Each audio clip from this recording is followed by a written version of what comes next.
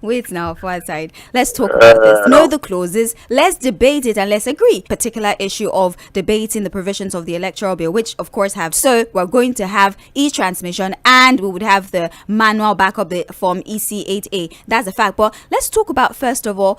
Is this what usually happens on other cases? Is this what happens behind closed door session where they just skip through these provisions? There's no opportunity for actual debate on the primary issues before these bills are passed and ultimately assented to by the president. And what do you think of the body language, the positioning of... And, you know, in life, they make their own history. They write down their own history. Which lives after them. So when they are gone or they are no longer in position, people keep talking about them. So what I think first and foremost is that look, the entire 10th National Assembly and Tajuddin Abbas, the Speaker of the House of Reps, Senator Jibrin Barau, as the Deputy Senate President, and Right Honorable Benjamin Kalu as the Deputy Speaker, are making their own history. I know the good thing is that we're helping them to document it. We are helping them to document it, and you know, the digital media makes it even a lot easier to document this thing. So it's not just we are writing it down. Videos are being saved, you know, these proceedings are being recorded. And so generations will come to see the shenanigans we're saying, and their names will be on it. Right? We want to deceive ourselves. This was eventually where they were going. Daniel, anything failed, and all of that. So that was going to be the end game. And I was not really surprised about what happened. The APC was desperate, say, to have the numbers in the National Assembly. Because whether you like it or not, numbers do matter in things like this. Right. So you could see that somehow, despite the dissenting voices of the opposition, they still had their way. The ruling party still had there, because this was again what they were seeing as what was going to be the advantage. And look, there will be defining moments where numbers will do. We don't have politicians who play politics of principle. There's nothing about integrity, no accountability to people who have voted them. That even if people voted them anyway, not that they read their way through. So, I think for them to transmit, I'm just going to sign it. It's very easy. Their way, right? I'm using this as a reference point to how these proceedings actually happen. That is my primary because we have people saying that, why are you skipping over provision? And that's why oftentimes that shocks everybody. Then you ask yourself, did nobody, both at the Senate and at the House, did nobody see this clause before? So what? Complaining or warning about the need for the National Assembly to be completely unbalanced. There are people who thought that we didn't know what we're doing, because to them everything has to be about politics. Their brain, soul, and head is not beyond politics. They see everything has to be politics. When you bring up nation building, it's what they are promoting. So when we keep saying that, look, executive practically pocketing the National Assembly, the legislature. Look, do you know that even up till now, the contentious issues of the tax law have not been completely resolved? We've just moved on. See? Yeah. We just moved on whether that tax bill was altered or not. We did not get it. And the reason why we did not get it is because we have a national bill, we attend to it and do the wishes of the president. This is why they are also very happy to sing on your mandate to stand. A body, an institution that should be checking someone. Let me tell you, they've not disappointed me. Look, if they had done otherwise, I would have been disappointed. I would have been surprised. Sorry. You don't understand? Yeah. I expected, and I knew what was going to happen. So, for me, I don't know of other people who, I was not surprised. They did not shock me. They could not have done better than who we know they are. And that's what they just did yesterday. Look at what Benjamin Kalu, a critical bill said. That's the most critical at this time. It should be the process by which people are elected into different positions. Because look at the way he was doing it. He won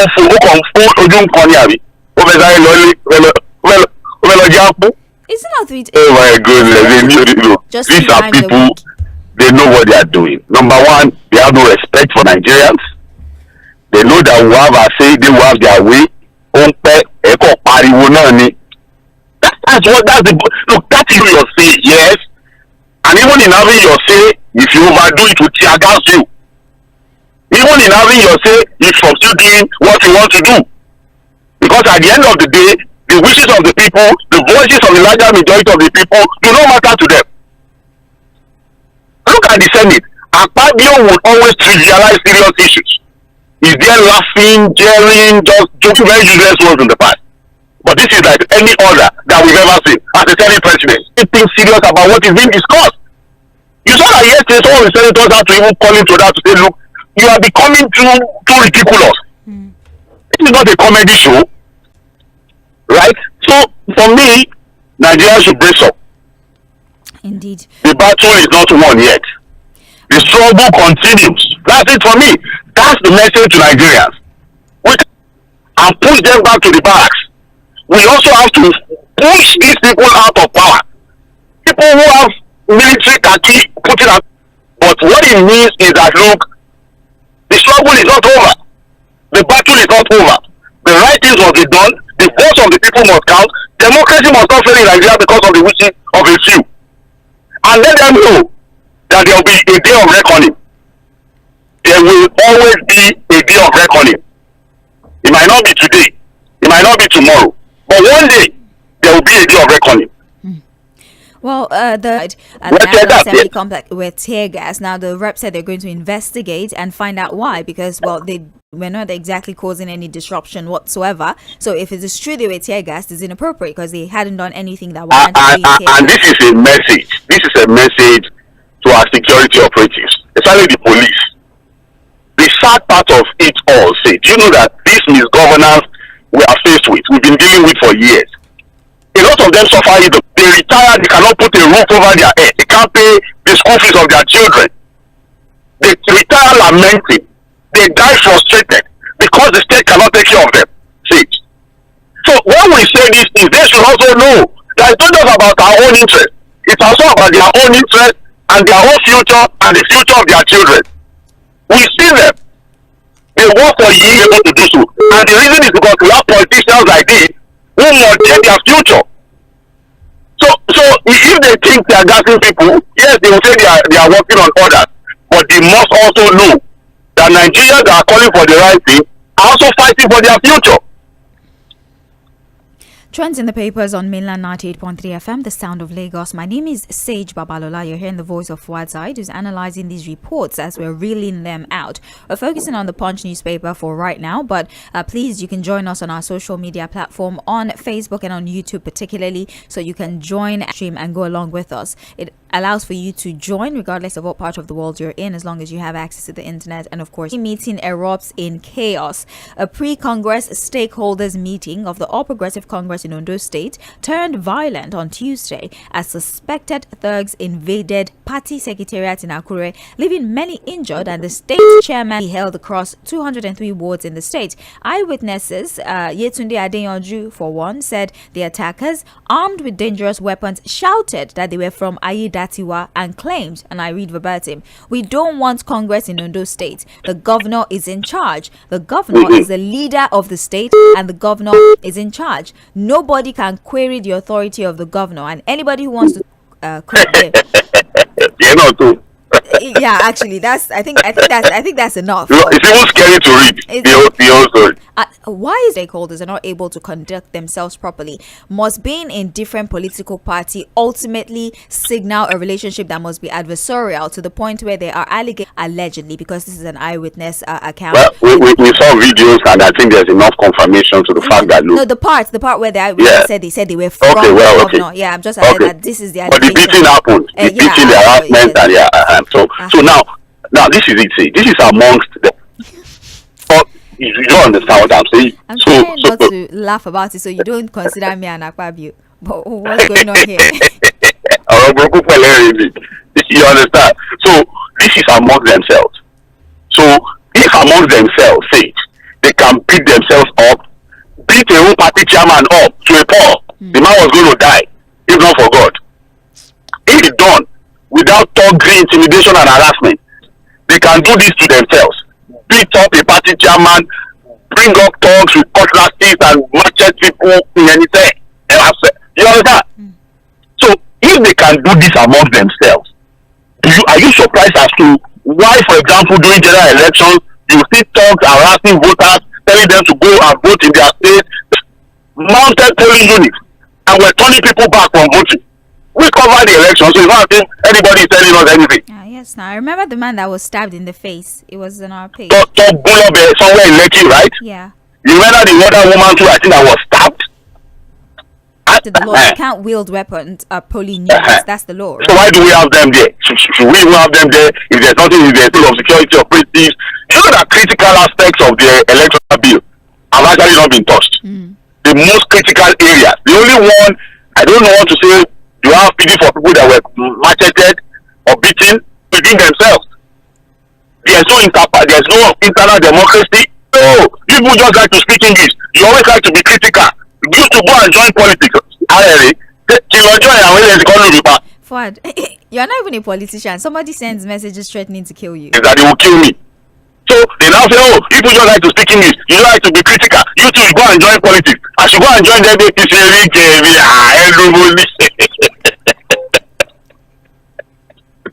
I don't have power, if that's what you want to hear. But I have God. See it. These people. If you see, if you see the way the chairman is, Mr. Chairman, see the media aid to the government, say the government doesn't not control. Somebody panel, that's what they will say. If they have killed the chairman, that's the state page.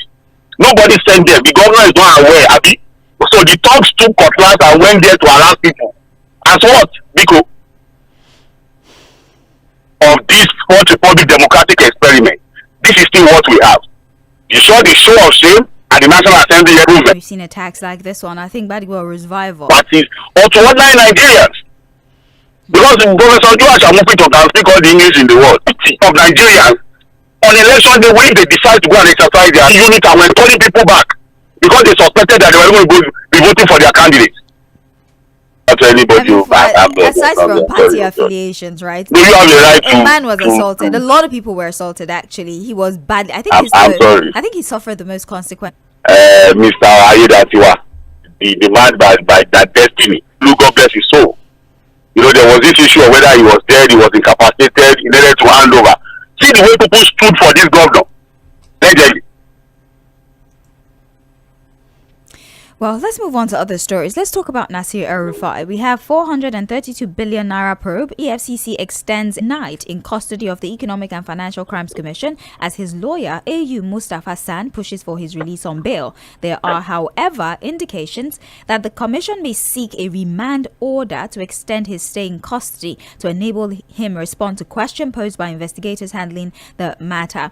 An official of the commission who pled anonymity said the questioning him. This anonymous source says, and I quote, "Forget the speculations being peddled on social media that he has been released. He has not. El-Rufai is still with us and will be spending another night in custody. He's very much with us and will remain so, rising from his 8 years as governor of Kaduna State." So Fuad, El-Rufai is still in the 436 billion naira during his tenure as Kaduna State governor.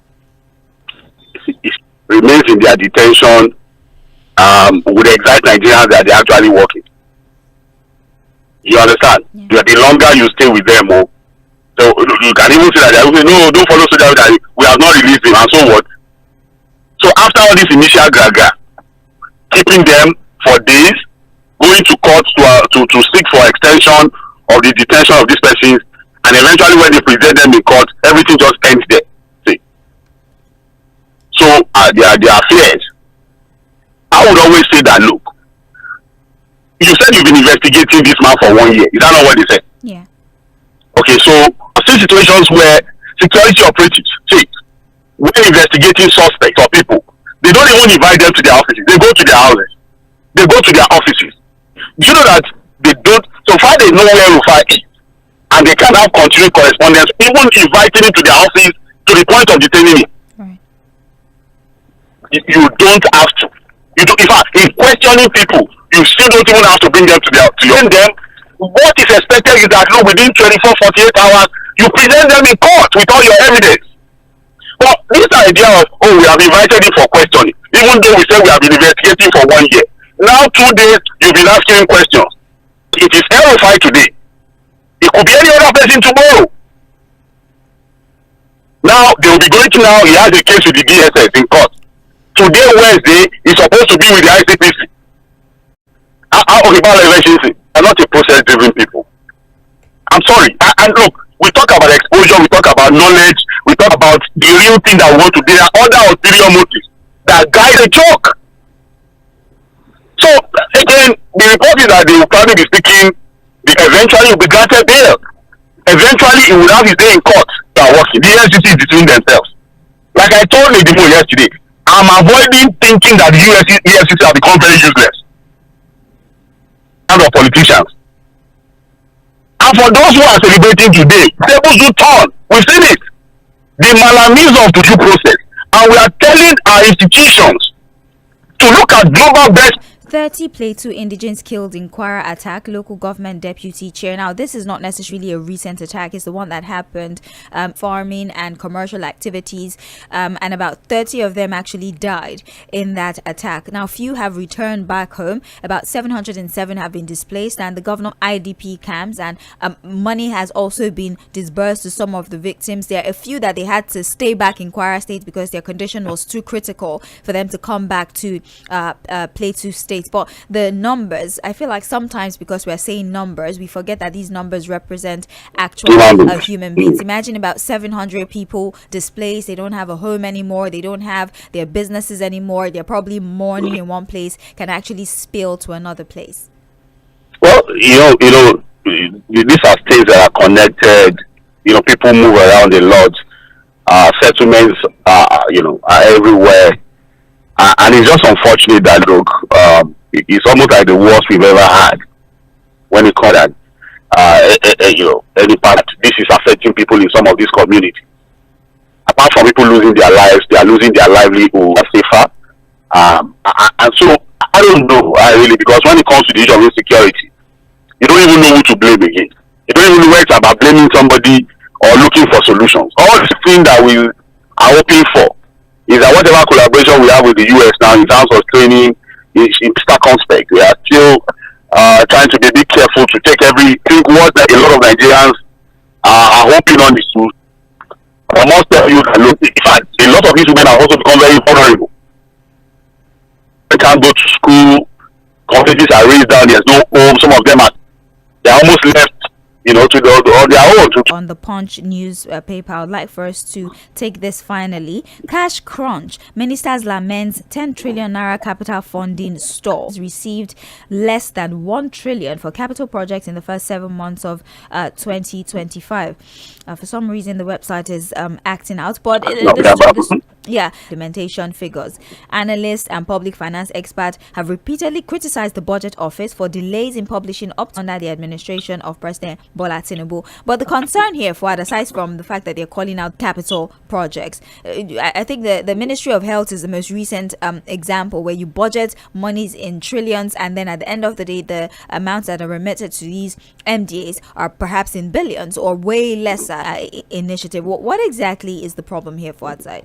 Friends, our priorities are not really to fiscal expenditure disbursements within 7 months, the first 7 months of 25. In an analysis of what we are calling budget performance, or when it comes to capital expenditure, is it stable now? Is it better now? No. Let me disconnect and call you back. Apologies for that. We have no control over the connection. You know that. We would try to reconnect with Fuad side and then continue with the conversation as we're talking about the lack of proper funding for capital projects, especially for ministry departments. Disruption on the live stream, but we're back now. Do well to join the live stream at Mainland 98.3 FM. You can also join via YouTube in case you're having a hard time with Facebook. You can get 8:40. It'll be time for Mainland Focus, so we can get your perspective on some of the issues that have been discussed here on this table. Just call the attention to an analysis, a budget performance analysis, what had happened in the entire 2025. And so basically what they are saying is that comes to capital, projects. I think the analysis is even showing that just about 7% of the capital projects are funded. Look, the reality is that yes, day-to-day running of NDA, the country, and what have you, government parastatals and agencies to touch the people positively. There's no way you underfund capital expenditure component of the budget to a point of less than 20%, and you expect anything to turn around for the people. Look at the revelation we had, for example. See, it's not even as if the 200 billion is enough to do anything, but there was anything. Well, what is the percentage of that to 200 billion? And that's what the capital expenditure component of our budget. So you ask yourselves again, let us ask ourselves, we can conclude stage that all the borrowings we are seeing, we are actually borrowing for consumption. If what we borrow for majorly goes into the argument of borrowing, it becomes more problematic because again, we are not borrowing for critical projects. It's not as if we are borrowing this money to go for training. Fuad, I would like us to actually take this story to Zamfara governor alleges exclusion from federal government support over party affiliation. Zamfara State Governor Dauda Lawal has alleged that his state has not received any federal intervention fund since he assumed office in 2023, breaking the single market. And the president had and there was quick intervention. The president state, aside from the usual FAC allocation, no intervention whatsoever from the government, and he suspects that this is because he's not aligned with the center. Do you think this reinforces the desire of a lot of governors, right, to align with the center because they know they might suffer consequences like this one if they do not do so? Well, we have a lot of allegations out there. Right. That look, a lot of these governors are not in the form of inducement. It's a tool that can be used, simultaneously. You coerce and you induce at the same time. So coercion means these are the consequences. So by joining, if you are a second time man that will be seeking a second time, I lose. We put the full weight of the staff Tğᴇ. You understand? If you are joining us, number one is that politically we give you the structure of the state. Number two is not. It's not confirmed yet to say. I think in one of the reports they said about 500 billion. I don't know whether it is true or not. But if the governor of Zamfara is saying it, allegedly also contributed to, there must have been something around inducement and coercion as to why all of them are leaving their parties to join the ruling party. But do you know what's it? Like I predicted, but it's not now. It is not what? It is not now. What we have seen as to what has happened to the PDP will be a child. We held 230 billion allocation, says Osun. Unfortunately, we can't take analysis, but for the sake of information, the Osun state government has in Osun state. The state government is insisting that they get their salaries. This withholding of money has nothing to do with their salaries. Their salaries are finally. The Guardian draws our attention to the surge of drug use in Nigeria. We have a lot of people now using drugs more and more, especially in a bit.